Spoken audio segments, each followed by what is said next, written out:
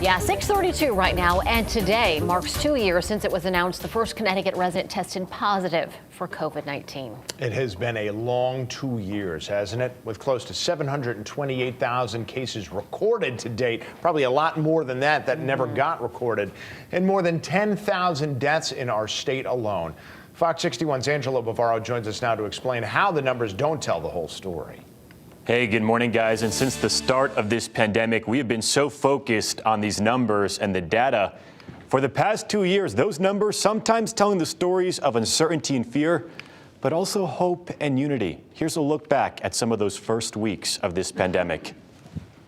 Wilton, Connecticut, the Fairfield County town, has just under 20,000 residents, and it's now home to the first presumptive positive case of COVID-19. You know, we're all talking about it, and we hope that everything will be okay. It's really scary. It's terrifying. It's spreading so fast. Just making sure that I'm washing my hands after touching things in public places. Governor Lamont's new executive order today was called Stay Safe and Stay Home. Anybody that doesn't have to be at the factory floor, send them home. My wife, they want to stay in the home. We don't have a choice what we want to do. We will be closing the Hartford Public Schools. For 2 weeks, all Hartford Public and Craig Magnet schools will be shutting down. Unlike my sister, she's a school bus driver. She don't know how long the school's going to be out and who's going to be watching her kids. March 20th, businesses close and restaurants stop dine-in services. It's a very, very difficult time for everybody. We have no idea how we're going to, bail ourselves out of this financially. More than 15,000 tests for COVID-19 have been done here in Connecticut, including here at St. Francis Hospital, where cars start to line up before the testing site even opens.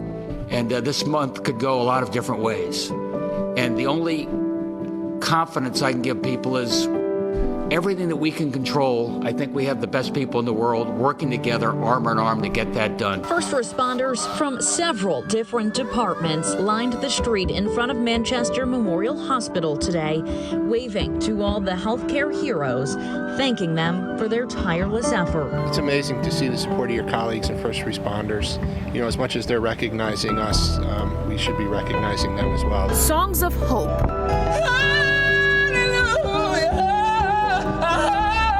To say thank you to our heroes of hope. Obviously, it'd be very stressful and exhausting and challenging, but we're relying on each other a lot and on the support of the community. Another morning of long lines of cars stretching across the parking lot at Rentschler Field for Food Shares free food distribution. Everybody's out of work, so got to do what we got to do. We will continue to do this through this crisis. This is a need that is not going anywhere. This really is the epitome of the community coming together to help one another. This is something that's totally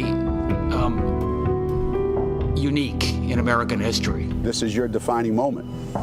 Each generation has a defining moment.